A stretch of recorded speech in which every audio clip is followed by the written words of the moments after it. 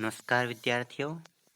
आज हम इकोनॉमिक्स का एक और टॉपिक डिस्कस करेंगे और हमारा आज का जो टॉपिक है वो है इंडेक्स नंबर। यानी इसमें हम आज सूचकांक को डिस्कस करेंगे जिसको हम निर्देशांक भी बोलते हैं।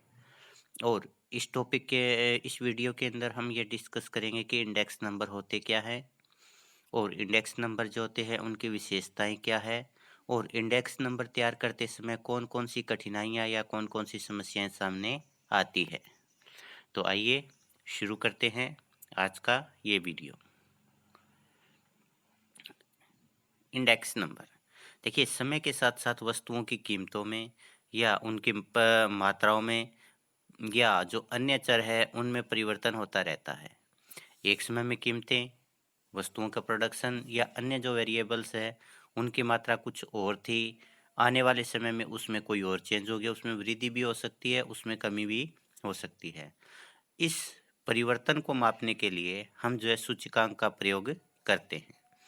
यानी एक जो समय है उस समय से लेकर के दूसरी जो समय है उस समय के दौरान अगर किसी वेरिएबल में या वेरिएबल्स में चेंज आ रहा है तो उस चेंज को मापने का कार्य जो है वो सूचकांक या इंडेक्स नंबर करते हैं। सूचकांक का सबसे पहले प्रयोग जो है वो फ्लीटवुड ने 1707 ईस्वी में किया था। इसके बाद 1860 ईस्वी के तक जो है कि और किसी ने इसका प्रयोग नहीं किया, लेकिन 1860 ईस्वी के बाद में जो है किंग, फिशर, मार्शल, जेवंस आदि जो इकोनॉमिस्ट है उन्होंने जो है इंडेक्स नंबर का प्रयोग जो है अपने सिद्धांतों में या अपनी थ्योरीज के अंदर करना शुरू कर दिया।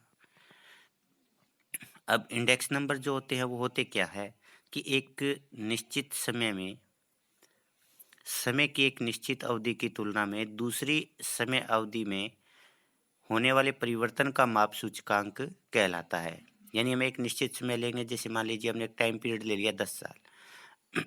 अब 10 साल के दौरान एक एक समय अवधि के आधार पर दूसरी समय अवधि के अंदर किसी भी वेरिएबल में या वेरिएबल्स में जो चेंज आया है उस चेंज को जब हम मापते हैं तो उसको हम सूचकांक कहते हैं। इसमें आधार वर्ष की तुलना में वर्तमान वर्ष के मूल्य में होने वाले प्रतिशत परिवर्तन का पता लगाया जाता है। तो ये एक ध्यान रखना कि इसके अंदर जो सूचकांक हम तैयार करते हैं उसकी जो वैल्यूज होती है हमेशा प्रतिशत में आती है। प्रतिशत में इसलिए हम वैल्यू रखते हैं क्योंकि कई बार हम बहुत सारे जो वेरिएबल्स होते हैं उनके समूह के सूचकांक तैयार करते हैं। जैसे हम कीमत की बात करते हैं तो कुछ वस्तु की कीमत जो होती है वो ग्राम की होती है, कुछ की किलोग्राम की होती है, कुछ की क्विंटल की होती है, कुछ की मीटर की होती है, कुछ की लीटर की होती है। तो इस प्रकार से सभी की जो इकाइयाँ होती है वो अलग अलग होती है। तो उन इकाइयों को इग्नोर करने के लिए हम जो है सभी जो वस्तु है उनकी कीमतों में होने वाले प्रतिशत परिवर्तन का पता लगाते हैं। इसलिए सूचकांक जो होते हैं हमेशा प्रतिशत परिवर्तन को दिखाते हैं। फिर इसमें एक और शब्द है आधार वर्ष। आधार वर्ष वो वर्ष होता है जिस वर्ष की तुलना में हम दूसरे वर्ष की कीमत का या अन्य चर में होने वाले परिवर्तन का अनुमान लगाते हैं। जैसे हम ये कहते हैं कि 2011 की तुलना में 2020 के अंदर कीमत में क्या परिवर्तन हुआ, तो हम किसके आधार पर माप रहे हैं? 2011 के आधार पर। तो जो 2011 है वो हो जाएगा आधार वर्ष। वर्तमान वर्ष, वर्तमान वर्ष का मतलब ये नहीं कि अब जो वर्ष चल रहा है, जैसे 2020 चल रहा है तो 2020 नहीं है। वर्तमान वर्ष का मतलब यह है कि जिस वर्ष की कीमतों की तुलना की जा रही है, जैसे 2011 के आधार पर हम 2019 की तुलना कर रहे हैं तो 2019 जो यहाँ पर प्रेजेंट ईयर होगा। तो इन चीज़ों का आपको ध्यान रखना है क्योंकि जब आने वाले वीडियोज के अंदर हम इसके सम करेंगे तो उस समय जो है ये चीज़ें काफ़ी महत्वपूर्ण रहेंगी। आधार वर्ष की कीमत क्या है, आधार वर्ष की मात्रा क्या है, वर्तमान वर्ष की कीमत क्या है, आधार वर्ष की कीमत या वर्तमान वर्ष की मात्रा क्या है। दूसरा, आधार वर्ष के मूल्य को हमेशा हम 100 मानते हैं और फिर वर्तमान वर्ष के मूल्य से जो है इसकी तुलना करके निष्कर्ष निकाला जाता है कि अगर वर्तमान वर्ष का मूल्य इसके मुकाबले 20 बढ़ गया तो हम ये कहेंगे कि भी कीमतों में 20% की वृद्धि हो गई या उत्पादन में 20% की वृद्धि हो गई। और अगर वर्तमान वर्ष का मूल्य 100 से कम आता है तो वो इस चीज़ को दिखाता है कि भी आधार वर्ष की तुलना में वर्तमान वर्ष के जो मूल्य है उनमें कमी हुई है। और अगर दोनों समान रहते हैं तो इसमें कोई भी परिवर्तन आधार वर्ष की तुलना में वर्तमान वर्ष के मूल्यों में नहीं हुआ है। डेफिनेशन देखते हैं। स्पाइगेल के अनुसार सूचकांक एक ऐसा सांख्यिकी उपकरण है जो समय, स्थान या अन्य विशेषता के आधार पर किसी चर या चर मूल्यों के समूह में होने वाले परिवर्तन को प्रदर्शित करता है। तो एक समय की तुलना में दूसरे समय में परिवर्तन हो सकता है किसी भी चर में। एक स्थान की तुलना में दूसरे स्थान पर भी परिवर्तन हो सकता है। जैसे एक स्थान पर टेम्परेचर कुछ है, दूसरे स्थान पर टेम्परेचर कुछ है।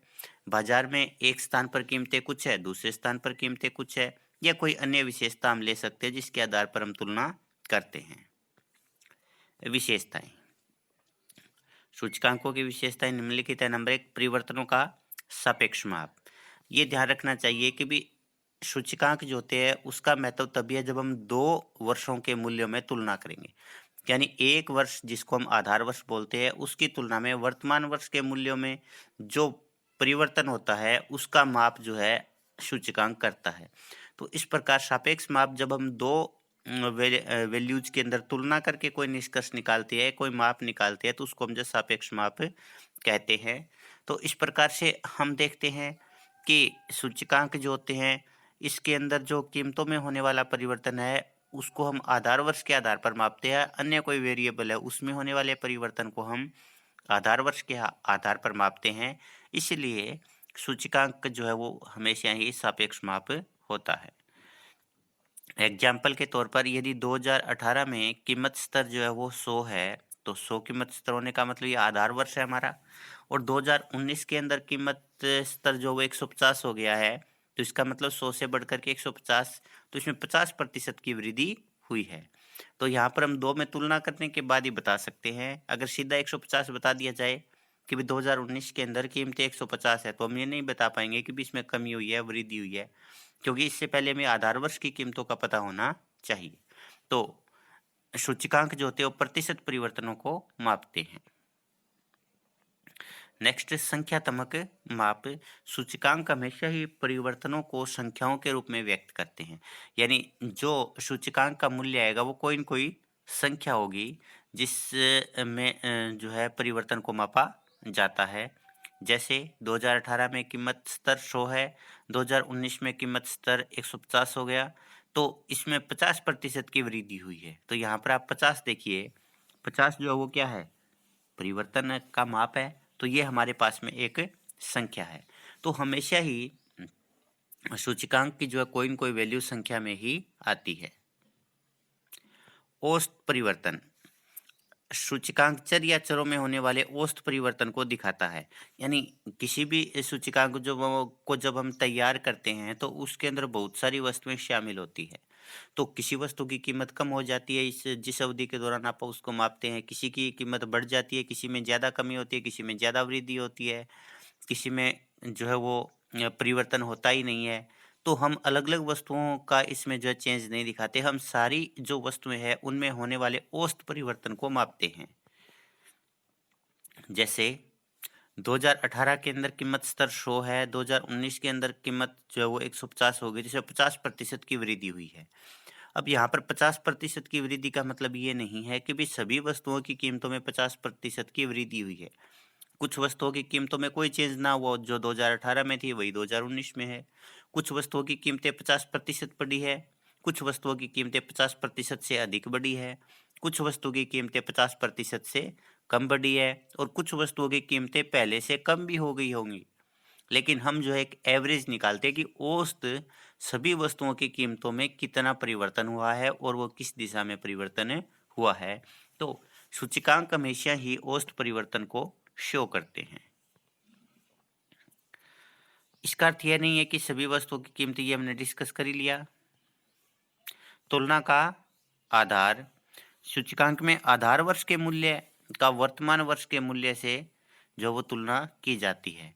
यानी जब भी हम सूचकांक निकालेंगे तो हमें 2 वर्षों की वैल्यूज आएगी हमेशा ही। पहले आधार वर्ष का मूल्य हम 100 मानते हैं, फिर हम उसी 100 के आधार पर तुलना करते हैं कि भी जो हमारे पास में वर्तमान वर्ष है, प्रेजेंट ईयर है, उसका मूल्य क्या है। तो इस प्रकार जो सूचकांक होता है वो 2 वर्षों में तुलना के आधार पर तैयार किया जाता है। एग्जाम्पल के तौर पर आप देखिए 2018 के अंदर कीमत स्तर 100 है, 2019 में 150 हो गया कीमत स्तर, तो इसमें 50% की वृद्धि हुई है। तो इसमें आप देखिए हमने वर्तमान वर्ष 2019 की तुलना आधार वर्ष 2018 की कीमतों से की है।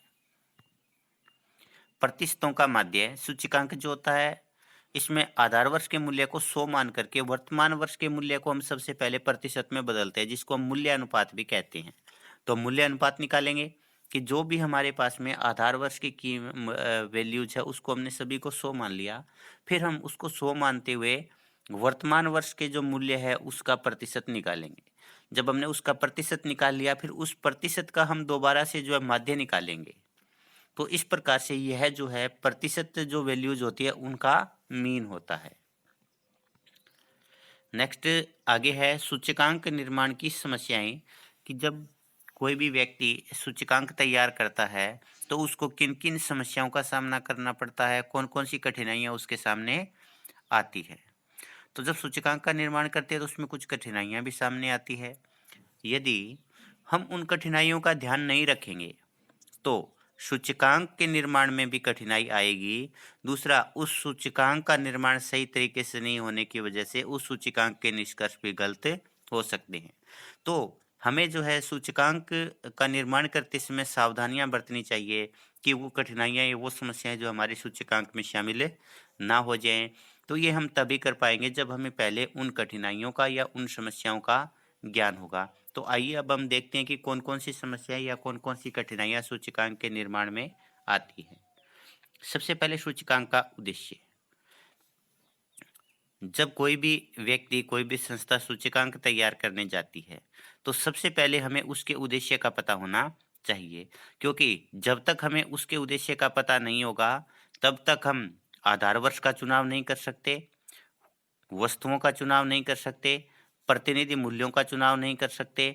तो हम कौन सा आधार वर्ष लें, उसके अंदर हम कौन-कौन सी वस्तुओं को शामिल करें अपने इंडेक्स के अंदर, कौन से प्रतिनिधि मूल्यों को हम जो है वो शामिल करें, ये हम तभी डिसाइड कर पाएँगे जब हमारे सामने उद्देश्य होगा।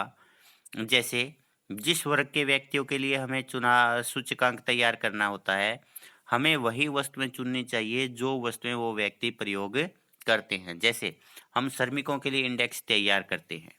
अब श्रमिकों का जो हमने इंडेक्स तैयार किया उस इंडेक्स में हमने जो है वस्तुएँ शामिल कर ली, लग्ज़री गाड़ीज़ है, एसी है, फ्रिज है, या जो अन्य महँगी-महँगी वस्तुएँ सोना है, चाँदी है, अगर हमने उनको शामिल कर दिया और हमने इंडेक्स तैयार किया तो इंडेक्स सही नहीं होगा, क्योंकि श्रमिक जो होते हैं वो गरीब वर्ग में आते हैं, इसलिए वो इन वस्तुओं का प्रयोग नहीं कर पाते। तो हमें ज़्यादा से ज़्यादा उन्हीं वस्तुओं को इंडेक्स में शामिल करना चाहिए जो जिस वर्ग के लिए हम सूचकांक तैयार कर रहे हैं उस वर्ग के व्यक्ति उसमें शामिल उनका प्रयोग करते हों।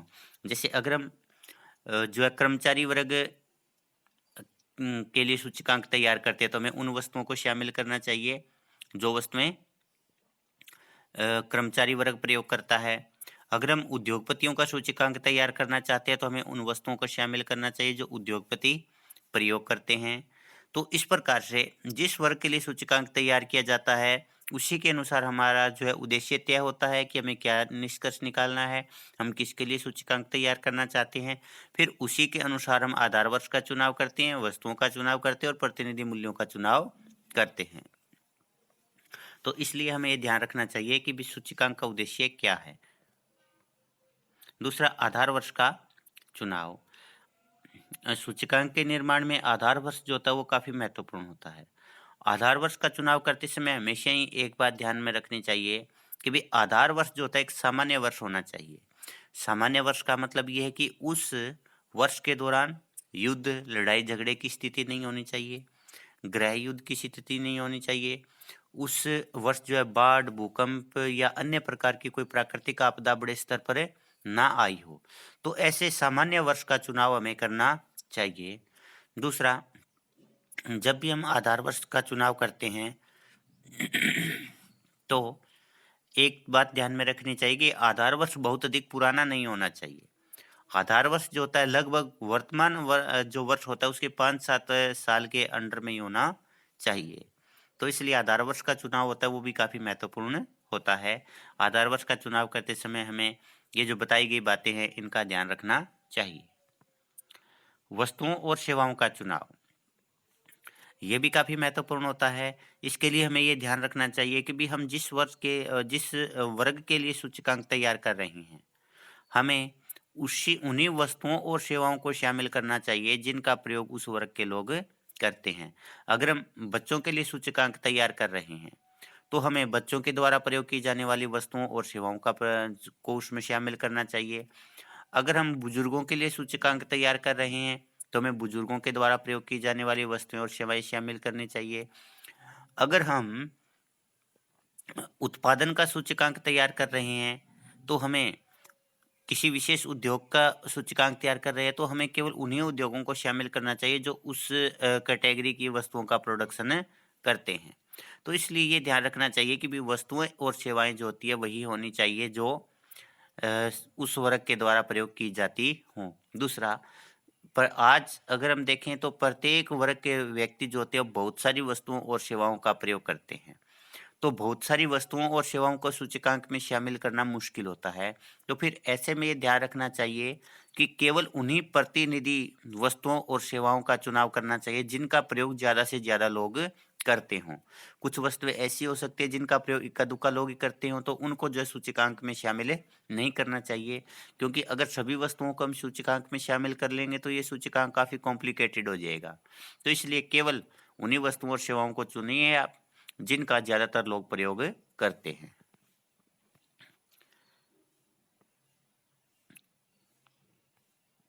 नेक्स्ट है कीमतों का चुनाव। वस्तुओं और सेवाओं का चुनाव तो हमने कर लिया कि हम किन-किन वस्तुओं और सेवाओं को अपने इंडेक्स में शामिल करेंगे। इसके बाद हमें ये चुनाव करना होता है कि भई उन वस्तुओं और सेवाओं की कौन-सी कीमतें हम लें। क्योंकि एक तो थोक कीमतें होती है और एक फुटकर कीमतें होती है। तो हम थोक कीमतों का भी चुनाव कर सकते हैं जिसको हम जो है होलसेल प्राइस इंडेक्स कहेंगे, और हम फुटकर कीमतों का भी प्रयोग कर सकते हैं जिसको हम कंज्यूमर प्राइस इंडेक्स कहेंगे। तो जो फुटकर कीमतें होती है, उसका जो इंडेक्स तैयार करने में प्रॉब्लम ये आती है कि फुटकर कीमतें समय-समय पर चेंज होती रहती है, या एक बाज़ार से दूसरे बाज़ार में उनमें काफ़ी ज़्यादा परिवर्तन होता है। तो ऐसे में हम कौन से समय की कीमतें लें, कौन से बाज़ार की कीमतों को हम शामिल करें, ये जो है एक बहुत बड़ी समस्या होती है। दूसरा, फुटकर कीमतें जो होती है इनके डाटा आसानी से उपलब्ध भी नहीं होते। तो इसलिए ज़्यादातर जो इंडेक्स होते हैं, वो जो होते हैं थोक कीमतों पर ही तैयार किए जाते हैं। तो हमें ध्यान रखना चाहिए कि भी हम थोक कीमतों का इंडेक्स लें या फुटकर कीमतों का इंडेक्स लें। नेक्स्ट, कीमतों में प्रतिशत परिवर्तन ज्ञात करना। जैसा कि हमने पीछे भी डिस्कस किया था कि भी सूचकांक जो होते हैं केवल प्रतिशत परिवर्तन का ही माप करते हैं। तो इसके लिए हमें जो होता है कीमतों को एज इट इज़ नहीं लेना चाहिए। हमें विभिन्न वस्तुओं और सेवाओं की जो कीमतें हैं उन कीमतों में होने वाले प्रतिशत परिवर्तन को ही मापना होता है। यानी आधार वर्ष की तुलना में वर्तमान वर्ष की कीमतों में जो प्रतिशत परिवर्तन हुआ है उसी के आधार पर हम जो है इंडेक्स तैयार करते हैं। इसका सबसे बड़ा फायदा ये होता है क्योंकि विभिन्न वस्तुएं जो होती है उनकी इकाइयां अलग-अलग होती है, इसलिए उनकी इकाइयों को इग्नोर करने के लिए हम जो है प्रतिशत परिवर्तन को मापते हैं। तो प्रतिशत परिवर्तन के कारण जो इकाइयों का डिफरेंस है, इकाइयों की विभिन्नता है, वो समाप्त हो जाती है। तो ये जो है सावधानी रखनी चाहिए कि भी हम अगर कभी भी इंडेक्स तैयार करें तो हम प्रतिशत मूल्यों को ही शामिल करें। भारांकन विधि का चुनाव, सबसे पहले ये देखिए वेटेज होता क्या है। देखिए कोई भी मूल्य है, अगर वो ज़्यादा महत्वपूर्ण है हमारे लिए तो हम उसको ज़्यादा वेटेज देंगे। क्योंकि अगर हम सीधा सिंपल से अगर हम वैल्यूज़ लेते हैं तो उसमें ये होता है कि भी कई बार कम महत्वपूर्ण जो वस्तु होती है उसका मूल्य जो है अधिक दिखाई देता है। तो अगर हम अ, कम महत्वपूर्ण वस्तु उसको हम कम मूल्य देना चाहते हैं तो उसको हम वेटेज कम दे देंगे। अगर ज़्यादा महत्वपूर्ण वस्तु और उसको हम ज़्यादा महत्व देना चाहते हैं तो उसको हम भार ज़्यादा दे देंगे। जैसा आप वेटेज देखते होंगे, आपकी जो डीएमसी होती है उस डीएमसी के अंदर लास्ट के अंदर जो जीपीए वैल्यू दी होती है वो वेटेज ही होता है। उसमें आप देखना कि जो कम महत्वपूर्ण सब्जेक्ट होते हैं उसमें अगर अधिक अंक भी है तो भी आपको वहाँ जीपीए वैल्यू कम मिलेगी। वो वेटेज दे दिया कि भी ये कम महत्वपूर्ण है इसलिए हम इसको कम वेटेज देते हैं, ज़्यादा अंक लिए तो भी। और जो ज़्यादा महत्वपूर्ण सब्जेक्ट है जैसे इकोनॉमिक्स है, मैथमेटिक्स है या इंग्लिश है, तो उसके अंदर आप देखिए अगर आपने कम मार्क्स भी स्कोर किए हैं तो भी उसके अंदर आपको जीपीए वैल्यू ज़्यादा मिलेगी, क्योंकि वो महत्वपूर्ण सब्जेक्ट था और उस सब्जेक्ट के अंदर आपको अलग से ज़्यादा वेटेज दिया गया है। तो इसी प्रकार से जब हम सूचकांक तैयार करते हैं, विशेष रूप से भारित सूचकांक जब हम तैयार करते हैं, वेटेड इंडेक्स जब हम तैयार करते हैं, तो फिर हमें ये डिसीजन लेना होता है कि भी हम भारांकन कैसे करें। तो भारांकन की अलग अलग विधियां हैं, तो इसमें हमें ये सोचना होता है कि हम कौन सी विधि को अपनाएं। फिशर है, पाश्चे है, लेस्पियर की विधि, ये सारी अलग अलग विधि है। इसमें कोई जो है वर्तमान वर्ष के को महत्व देता है, इसमें कोई आधार वर्ष को महत्व देता है, लेकिन फिशर जो है उसके इंडेक्स को आदर्श इंडेक्स माना जाता है, क्योंकि ये आधार वर्ष और वर्तमान वर्ष दोनों की ही कीमतों और दोनों की ही मात्राओं को बराबर का वेटेज देता है। नेक्स्ट, औसत की विधि का चुनाव, क्योंकि हमने ये जान लिया है कि जो इंडेक्स नंबर होते हैं वो एवरेज वैल्यू को दिखाते हैं, तो एवरेज निकालने के लिए फिर हमें कौन सी विधि अपनानी चाहिए ये भी ध्यान रखना चाहिए। एवरेज निकालते समय हम अंक गणितीय विधि का भी प्रयोग कर सकते हैं और हम रेखा गणितीय विधि का भी प्रयोग कर सकते हैं। तो हमें ये सावधानी रखनी चाहिए कि भी जो विधि ज़्यादा उपयुक्त होती है हमारे आंकड़ों के लिए, क्योंकि अलग अलग डाटा के लिए अलग अलग विधि उपयुक्त होती है, तो फिर हमें जो है उसी विधि का चयन करना चाहिए। एक बात आप ध्यान रखना कि ये जो विधियाँ होती है, अगर आपने सेम डाटा लिया है तो ये अलग-अलग विधि से जो है मूल्य अलग-अलग आता है। इसलिए हमें जो है अंकगणितीय विधि का चुनाव करें या रेखागणितीय विधि का चुनाव करें, इसमें हमें पूरी सावधानी बरतनी चाहिए।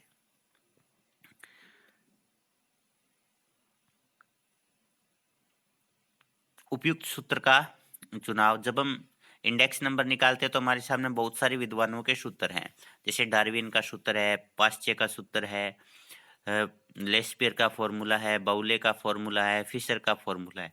हम किसी का भी फॉर्मूला ले सकते हैं। तो हमें जो है अपने उद्देश्य के अनुसार जो है इन फार्मूलाज का जो है वो चयन करना चाहिए।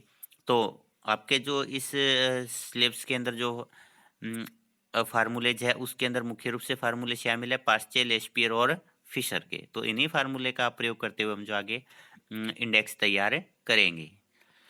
और इसी के साथ अपना ये जो टॉपिक है वो समाप्त होता है। धन्यवाद।